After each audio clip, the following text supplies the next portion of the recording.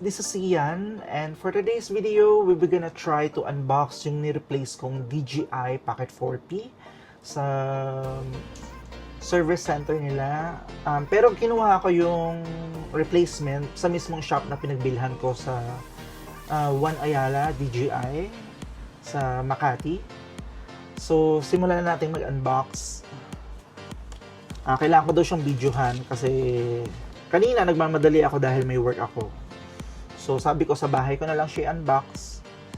So videohan ko daw siya para let's see kung meron pa ring defect yung re-replace na item. So we're gonna try to unbox. So as usual sa first unboxing video ko, same ang kanyang opening. So, let's try.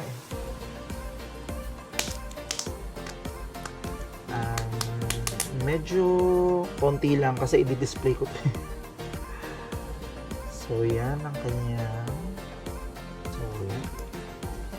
So, ayan, na-open na natin.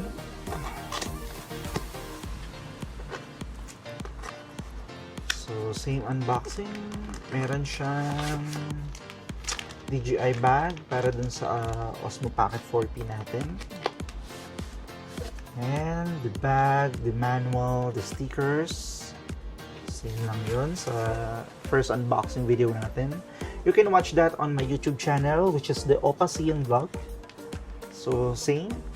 Merong manuals and stickers ng DJI. And mismong vlog combo bag. So, we're gonna try to open this here. Okay. There you go. So, yung replacement, nakuha ko siya mga 2 weeks. Tumagal kasi nga walang replacement. What I mean is, naubusan dahil nga bagong launch pa lang dito sa Pinas. So, naubusan yung One Ayala and pati yung service center. So, I need to wait 2 weeks bago nila ma-replace. So, this is the second batch. Kasama sa second batch na dineliver sa Pinas. So, we're gonna try to open this. Actually, ito muna yung camera. First unboxing natin is the camera itself, the DJI Pocket 4P.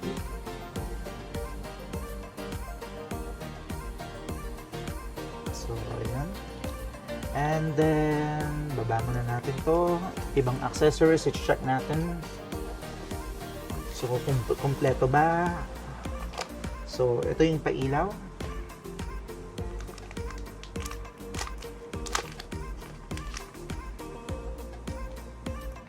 Lighting.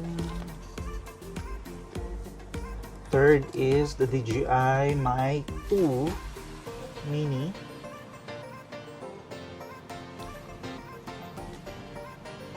And then yung mismong remote control niya.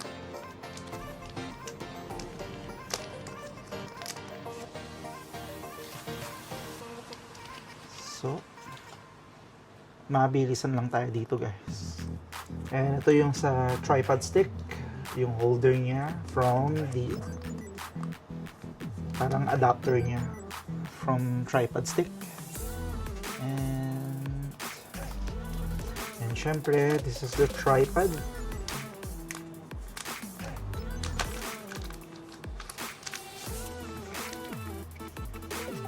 Tripod ng DJI. Siyempre, kung ayaw nyo ng color white ng DJI Mic 2, pwede nyo i-replace yung front niya. Demagnet naman siya. So, siyempre, gusto ko prefer ko yung black rather than the white.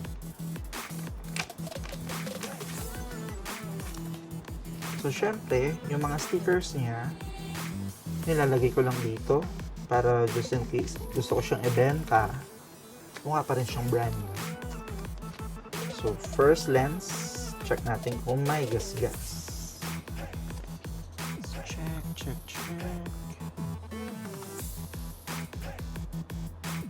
Wala namang gas-gas. So, safe. Kasi pag second batch na, doon talaga yung pinakamagandang packaging na eh. Okay. So, may scratch ba? Safe. Wala siyang scratch.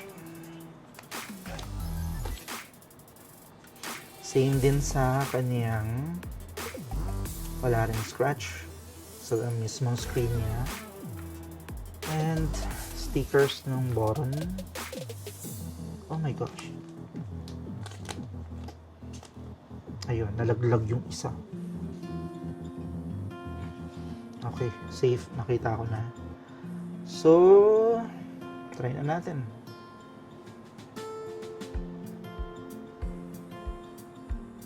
Okay, setup na natin siya. English. So, it's time to scan the QR code using our iPhone 17 Pro Max. So, we're still waiting for the updates. 90% na. Oh, 100% na. So, done. Okay. So, this is the live view. Okay, so gumagana naman. And then yung una nating sinetup to, 36 or 37%. Yung unang in-unboxing ko, nasa 65 ata yun. Yun ang dahilan ko, bakit ko siya binalik, is kahit naka-off, babawasan pa rin siya ng battery, which is from 100, so fully charge ko siya ng gabi. Kinabukasan ng hapon, naging 85 to 86%. What I mean is, kahit naka-turn off siya, na-drain pa rin yung battery. So, in-unboxing natin to, 34% na mabilis talaga itong malobat. Kasi nga, dalawa na yung camera. So, or camera lens. Naintindihan ko yun kasi same size lang sila ng Pocket 3. Itong gamit ko. Yeah. Same size lang sila. So, kaya mabilis maloba talaga. So, kailangan natin ng battery extender para gamit natin siya matagal.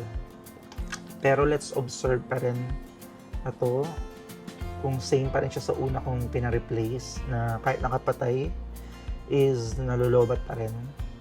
Let's see. Okay, so habang hinihintay ko siya, yung replacement ko, ito. So dumating na tong binili ko sa Sunny Life, sa Shopee. So ito yung cover niya, yung hard case niya, para kahit di na ako mag-bag na malaki, yung freebies niya na, where is it? Ito. Kasi delikado pa rin to, baka mabasag yung mga lens and screen. And then bumali na pa rin ako ng screen protector, both sa DJI Pocket 40 and sa remote control niya. So, mabilisan na lang tong review natin. Kasi palubat na pala tong Osmo Pocket 40. Ay, Osmo Pocket 3 ko. So, 4% na lang siya.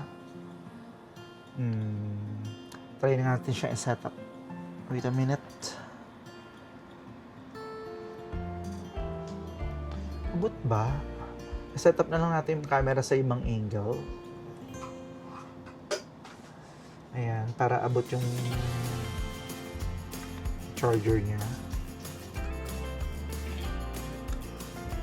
Okay, na-charge na ba? Saan siya na sa background, guys?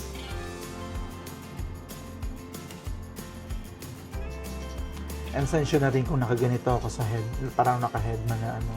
Kasi nga, bagong ligo lang ako and nag-apply na ako ng serum. So, try natin yung remote niya kung gumagana. Ay, nasa gilid pala yung open.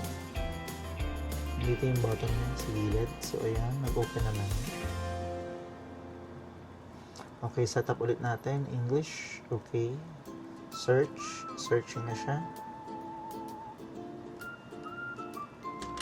So, same. Namamatay-matay din siya. And then, reopen. So, try natin yung record. Ayun, magre-record na siya. So, gumagana naman. And then, try natin yung joystick. Okay, gilid, around. Okay. Ayun, gumagana naman, guys. Okay. And then, zoom. Gumagana naman yung zoom niya.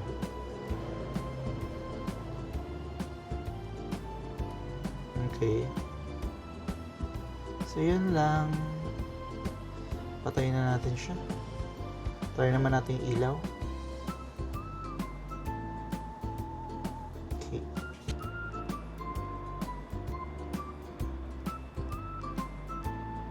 Updated na. Okay. So, pati yung ilaw case pala niya, nag-update. Yeah. And then, i-recenter nga natin yung gimbal recenter. Okay. And then, so ayan, may ilaw na siya. Adjust natin dito. Enable when taking selfies. Ayan. First, second, third, cool, natural, warm. So, okay naman. Gumagana naman. And then, feel the light. Pwedeng turn on, turn off. Then, auto brightness and color. So, yun. Gumagana naman yung ilaw niya. So, patayin na natin.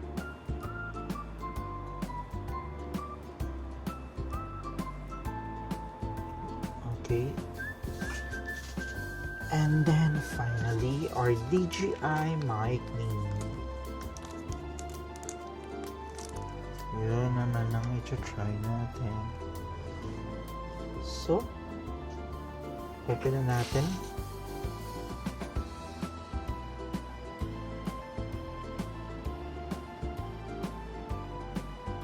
Ayun, mabilis siya mag-pair. Hindi gaya dito sa Pocket 3 na kailangan i-adjust mo pa siya. Ito, auto-detect niya na. Pero bakit blue? Diba dapat green yun, like this? Oh, green yung sa mic, Pero nade-detect niya na. Oh well. So, hello? Mataas naman yung niya. So, niya. Soon, i-review ko tong mic niya kung gaano kaganda. Mas maganda pa siya sa Mini 1. And the latest, Mini 2. Yung Mini 3 daw, pangit daw eh. Pero, for me, parang maganda siya. Parang mas premium look siya. But, based sa mga review ko sa YouTube, mas maganda daw ito. So, let's try soon. Punta na tayong BGC or Ayala.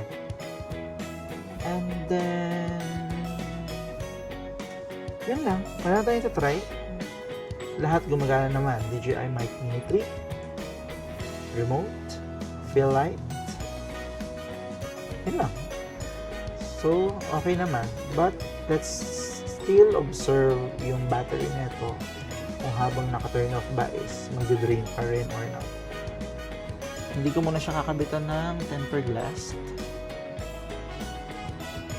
na binili ko kasi baka ibalik din natin, sayang. So, yun lang guys. Bye! Thanks for watching. Yep. Bye-bye!